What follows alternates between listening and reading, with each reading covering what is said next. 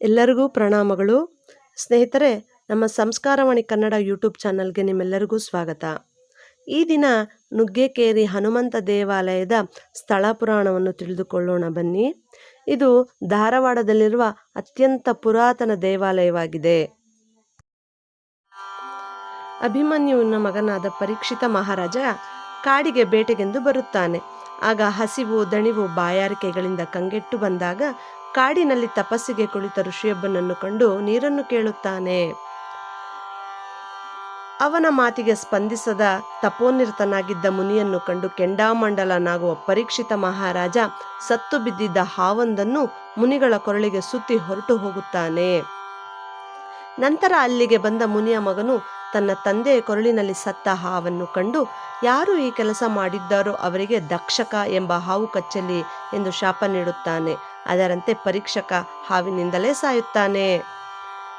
ಈ ವಿಷಯ ತಿಳಿದ ಜನಮೇಜಯನು ತನ್ನ ತಂದೆಯ ಸಾವಿಗೆ ಕಾರಣವಾದ ಆ ದಕ್ಷಕ ಸರ್ಪಗಳ ನಿರ್ನಾಮ ಮಾಡಲು ಶಪಥ ತೋರುತ್ತಾನೆ. ಅದಕ್ಕೆ ಸರ್ಪಶಾಸ್ತ್ರ ಯಾಗವನ್ನು ನಡೆಸುತ್ತಾನೆ. ಯಾಗದ ಪ್ರಭಾವದಿಂದ ಭೂಮಂಡಲದಲ್ಲಿರುವ ಎಲ್ಲಾ ಹಾವುಗಳು ಆ ಯಾಗದ ಕುಂಡಕ್ಕೆ ಬಿದ್ದು ಸಾಯುತ್ತಿರುತ್ತವೆ. ಆ ಸಂದರ್ಭದಲ್ಲಿ ಆಸ್ತಿಕ ಋಷಿ ಎಂಬಾತ ಸರ್ಪಗಳ ಸೋದರಳಿಯನಾದ ಈತ ಬ್ರಾಹ್ಮಣನಂತೆ ವೇಷಧರಿಸಿ ಜನಮೇಜಯನ ಬಳಿ ಬಂದು ಯಾಗವನ್ನು ಬ್ರಾಹ್ಮಣರಿಗೆ ಅರ್ಪಿಸದೆ ಮಾಡುವುದು ಸರಿಯಿಲ್ಲ ಎಂದು ಹೇಳುತ್ತಾನೆ.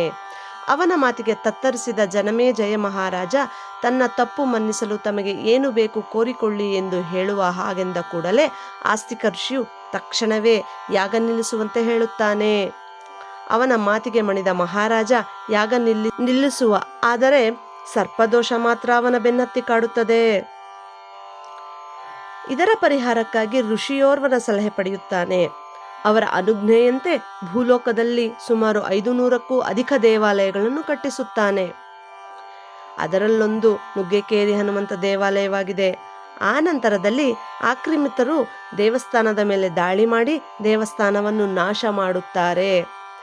ಅವರಿಂದ ದೇವರನ್ನು ಕಾಪಾಡಿಕೊಳ್ಳಲು ಪಕ್ಕದಲ್ಲಿದ್ದ ಕೆರೆಯೊಳಗೆ ಬಚ್ಚಿಡಲಾಗುತ್ತದೆ.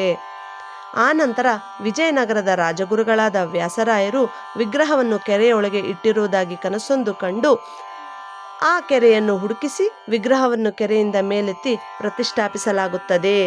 ಇಲ್ಲಿ ನೆಲೆಸಿರುವ ಹನುಮಂತನಿಗೆ ತ್ರಿವಿಧ ಶಕ್ತಿ ಇದೆ.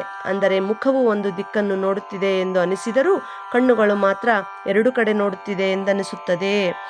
ನುಗ್ಗೇಕೇರಿ ಹನುಮಂತ ಬಹಳ ಪ್ರಭಾವಿಯಾಗಿದ್ದು ಮಕ್ಕಳಾಗದಿರುವವರು, ಮದುವೆಯಾಗದಿರುವವರು ಮತ್ತು ಇನ್ನಿತರರು ಸ್ವಾಮಿಯ ಕರುಣೆಗೆ ಪಾತ್ರರಾಗಿದ್ದಾರೆ. ಇಲ್ಲಿ ತಾಯತವನ್ನು ಕಟ್ಟಿಸಿಕೊಂಡರೆ ದೃಷ್ಟಿದೋಷ ನಿವಾರಣೆಯಾಗುತ್ತದೆ ಎಂಬ ವಾಡಿಕೆ ಇದೆ. ದ್ವಾಪರ ಮತ್ತು ಕಲಿಯುಗಕ್ಕೆ ನಂಟು ಬೆಸೆದ ವ್ಯಾಸರಾಯರಿಂದ ಮರು ನಿರ್ಮಾಣವಾಗಿರುವ ಹನುಮಂತ ದೇವಸ್ಥಾನವಿದು. ನುಗ್ಗೇಕೇರಿ ಹನುಮಂತನ ಆಶೀರ್ವಾದ ಸದಾ ನಿಮ್ಮೆಲ್ಲರ ಮೇಲಿರಲಿ. ದೇವರು ಆರೋಗ್ಯ, ಆಯುಷು, ಸಮೃದ್ಧಿ ನೀಡಲಿ. ನಮ್ಮ ಸಂಸ್ಕಾರವಾಣಿ ಕನ್ನಡ ಯೂಟ್ಯೂಬ್ ಚಾನಲನ್ನು ಸಬ್ಸ್ಕ್ರೈಬ್ ಮಾಡಿ, ಶೇರ್ ಮಾಡಿ, ಕಮೆಂಟ್ ಮಾಡಿ. Thank you for watching. Thank you for your support.